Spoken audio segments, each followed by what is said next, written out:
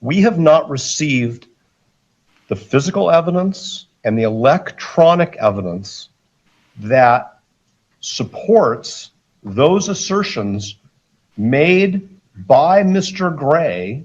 The pictures of his face at this time are not as definitive as they were earlier because of the sunglasses and the hat. But it captures his face, captures his appearance, his height, his build, all consistent with how he looks earlier in the day and how he looks today in court. Things are starting to fall apart in the Charlie Kirk case, and the new details raise serious questions. The defense just revealed that the prosecution has not shared any evidence showing Tyler Robinson's DNA was found on the weapon. The probable cause statement in support of the information says, in the middle of page 6, the rifle, ammunition rounds, and towel were sent for forensic processing. DNA consistent with Robinson's was found on the trigger, other parts of the rifle, the fired cartridge casing, 2 of the 3 unfired cartridges, and the towel. We have not received the discovery, and I'm not talking about expert notice, I will address that. We have not received the physical evidence and the electronic evidence that supports those assertions made by Mr. Gray when he swore to the probable cause statement attached to the information. That alone is huge, but it gets worse. The defense attorney listed DNA found on the rifle, the ammo, and even a towel, but no mention of any screwdriver. And yet we were told by Kash Patel that there was a screwdriver with Tyler's DNA all over it. And I can report today that the DNA hits from the towel that was wrapped around the firearm and the DNA on the screwdriver are positively processed for the suspect in custody. Here's the problem. The charging documents do not mention any screwdriver at all. So where did that claim come from? NVIDIA's Jensen Huang believes AI might already be closing in on artificial general intelligence, and his reasoning is simple. AI systems have just become that versatile. He also sees a future where powerful AI does the heavy lifting behind the scenes, letting developers build tiny, cheap apps that billions of people can use, making advanced technology accessible to literally everyone. Let me introduce you to Outskill. It's an AI-focused education platform designed to help you actually apply AI in your work. It's already impacted over 10 million people across 100 plus countries. And the best part? It's completely free, so you can explore, learn, and see real value. Outskill's 2-day live AI Mastermind is happening this weekend. It's 16 hours total, running from 10 a.m. to 7 p.m. EST on Saturday and Sunday. Designed for a global audience with a well-suited schedule. It condenses the experience of over 100 practitioners from companies like NVIDIA and Microsoft who have built through the AI boom. The main focus is to make you AI independent, help you understand the execution gaps in the AI space and stay up to date, and increase your earning potential by actually implementing AI. In just 16 hours, here's what you'll learn. Building AI agents that can plan, execute, and report for you. Automating workflows that run even while you sleep. Connecting tools like Google Sheets and Notion to create profitable systems, using AI to save hours every week and gain an unfair advantage at work. You'll also get free bonuses worth $5,000. That includes an AI prompt Bible, a personalized AI toolkit builder, and a roadmap to help you generate profit using AI and accelerate your learning. Right now, just by registering, you'll also get access to their exclusive AI Survival Hackbook, which keeps you informed about the major AI shifts happening right now. They have a 4.9 out of 5 rating on Trustpilot and an impressive base of learners. Just click the link in the description or scan the QR code and join their WhatsApp community to stay updated before everything kicks off. Now it gets even more concerning. The FBI is now doing its own testing to confirm whether the bullet even came from the rifle they found. Federal law enforcement lab wants to do what they call destructive testing. It's not to get DNA off of it. It's to look at whether that bullet fragment can be related to the other evidence in the case, because the ATF's first conclusion, as the court knows, is that they couldn't say either way where that bullet fragment came from in terms of firearms. Think about that. They are still trying to confirm the most basic part of the case. At the same time, the prosecution is making a very bold claim. They say they have footage of Tyler firing the weapon from the roof. He then leaves the campus. UVU surveillance then captures him return later. He returns on foot right before the Charlie Kirk event. He's wearing a disguise of sorts. He's wearing a baseball cap, different baseball cap, pulled low. He's got sunglasses on, a different shirt, different pants, but the same Converse shoes. That's all seen in the surveillance. He's limping because there's a rifle down his pants. The surveillance captures this individual. Again, I don't want to overstate the evidence because the pictures of his face at this time are not as definitive as they were earlier because of the sunglasses and the hat. But it captures his face, captures his appearance, his height, his build, all consistent with how he looks earlier in the day and how he looks today in court. But he makes his way to the rooftop, makes his way to the sniper's perch on the rooftop, takes the shot, and then runs to the northeast, drops off the building and runs to the northeast of campus into a wooded area. That's all captured on video. Sounds definitive, but it isn't. The defense admits the footage does not clearly show Tyler, just someone with a similar build. And that matters because there were plenty of people at UVU that day who looked similar.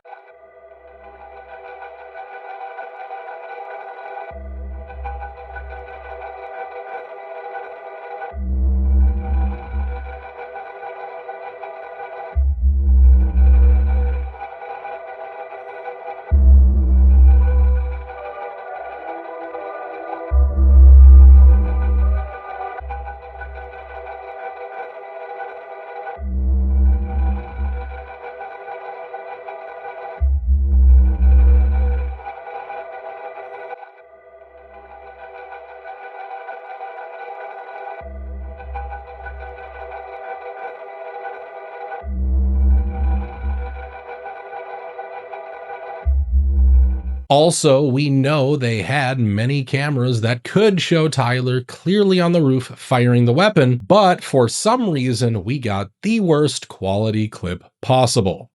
So I'm on top of the Lucy Center, where he supposedly took the shot from. You can see they have it blocked off, and cameras up here. Supposedly he was up there. You guys can see it.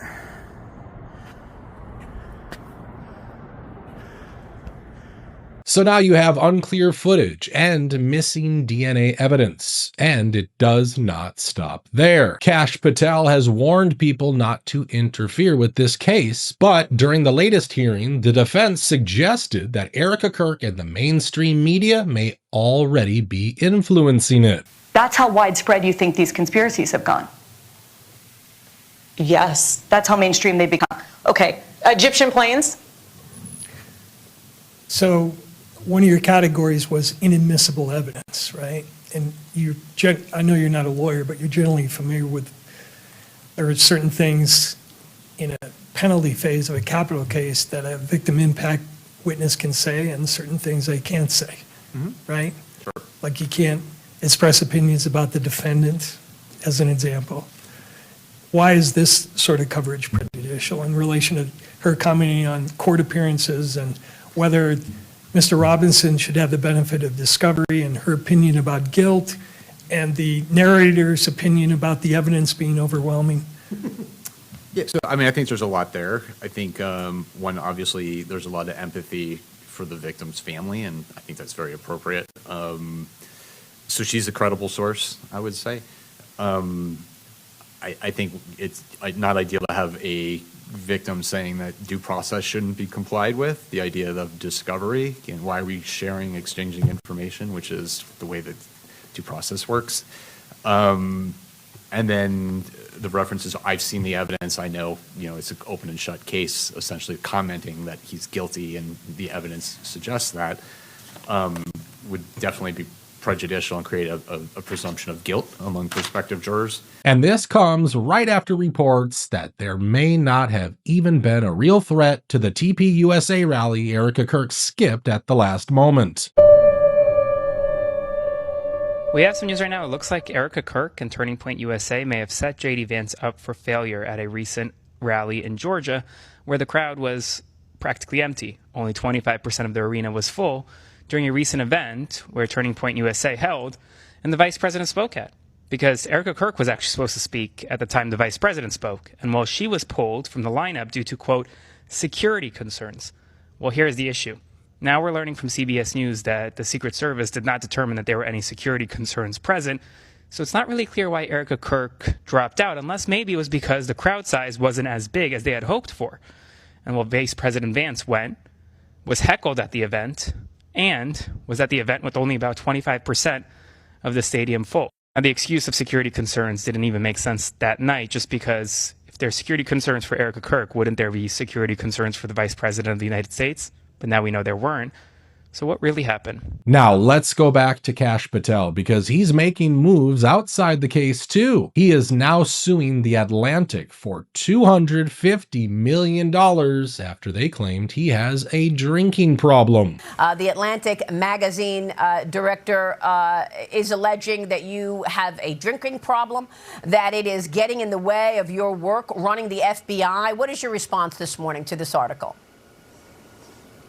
Look, Maria, you and I have been at this together for a long time, whether I was leading the investigation on Russiagate back in the House or my time in the Trump admin 1 and now. And the results, I say, speak for themselves. If the fake news mafia isn't hitting you personally with baseless information in Washington, D.C., then you're not doing your job. And so, you know what? They can beat their drums and stand next to toxic waste all they want, but that doesn't make it toxic waste. And Maria, I'm happy to announce on your show that we are not going to take this laying down. You want to attack my character? Come at me. Bring it on. I'll see you in court. That lawsuit could get very interesting, especially since the outlet is owned by Laureen Powell, who is reportedly very close to Kamala Harris. And that's not all. Patel also says he's investigating the mysterious deaths and disappearances of high-level scientists, something that more and more members of Congress are now raising concerns about. All right, we're back with Congressman James Comer.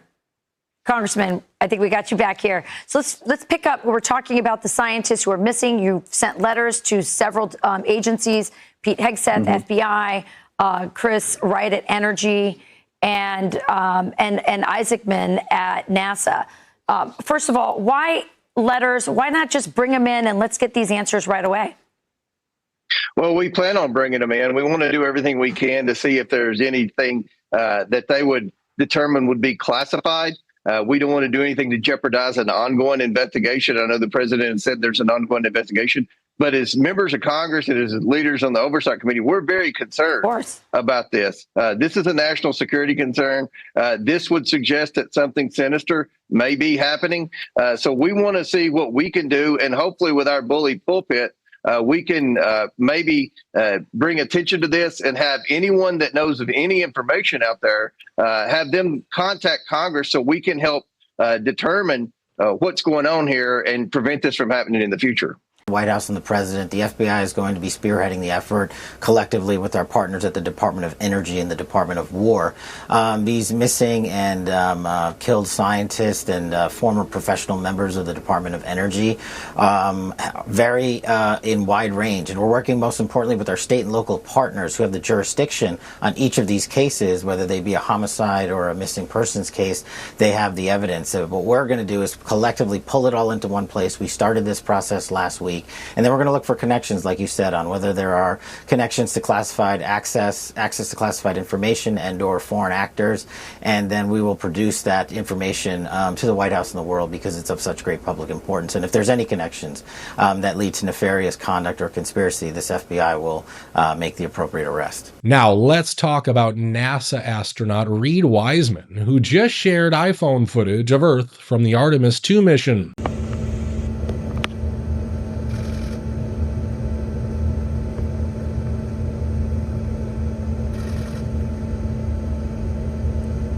Would you look at that, man? Wow, once the shadows behind it, it's different. Wow. Along Earth.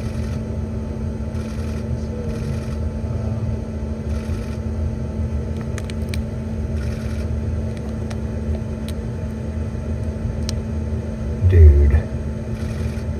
No way.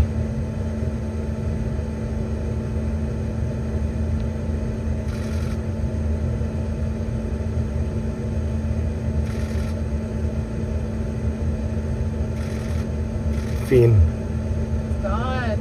It's gone.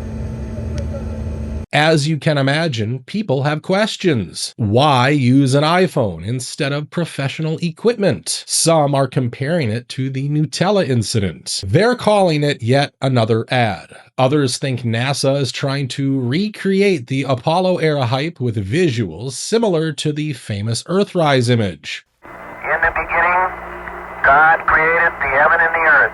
In addition to the words, though, it was the sight they beheld and the photograph they captured that resonate to this day. Listen to Anders describe what came to be known as Earthrise. Oh my God, look at that picture over there. And of course, people are asking the classic question, where are all the stars? Now, moving on, let's cover another important story. Katie Couric is going viral for a cancer warning, and if what she's saying is true, well, it's concerning. What the f is going on? I had coffee with an oncology fellow about 2 months ago, and she said, I had a very rough day. I just had to tell a 21-year-old college student with no family history that he had stage 4 colorectal cancer. And I'm hearing more and more about people in their early 40s, 30s, even 20s being diagnosed with this disease at an advanced stage, often metastatic colorectal cancer. I can't even tell you guys how crushing it is. And of course, I'm excited about trying to figure out why this is happening. You know, epidemiological studies are so hard to conduct, but there is something going on in our environment. It's not just obesity or a sedentary lifestyle. You know, it's a confluence of things that include ultra-processed food, maybe microplastic, forever chemicals, overprescription of antibiotics. I don't know what is happening, but something is going on. And there are 17 cancers are increasing among people under 50. There are a lot of possible factors behind rising cancer rates, but one of the biggest is pesticides. Everyone knows it. And yet, we are now finding out the EPA is not even forcing companies to put warning labels on them. That is a serious issue, and right now, it doesn't look like anything is changing. But maybe Joe Rogan can step in, since apparently getting a psychedelic drug approved is as simple as texting the president. I want to tell everybody how this happened. I sent President Trump some information. We have a gigantic opiate problem in this country, obviously. In 2024, more than 80,000 people died of overdoses. It's a horrible number. And there's more than 5 million people that are addicted to opiates right now in this country. With one dose of Ibogaine, more than 80% of people are free of that addiction. With 2 doses, it's more than 90%. I sent him that information. The text message came back, sounds great. Do you want FDA approval? Let's do it. It was literally that quick. These drugs are illegal not because they're harmful. They're illegal because of the 1970 Controlled Substances Act that was passed by the Richard Nixon administration. They did it to target the civil rights movement and the anti-war movement. It's not because these drugs harm people. And for 56 years, we've lived under those terrible conditions. We're free of that now. We're free of that now. Thanks to all these people that you see next to me, and thanks to President Trump.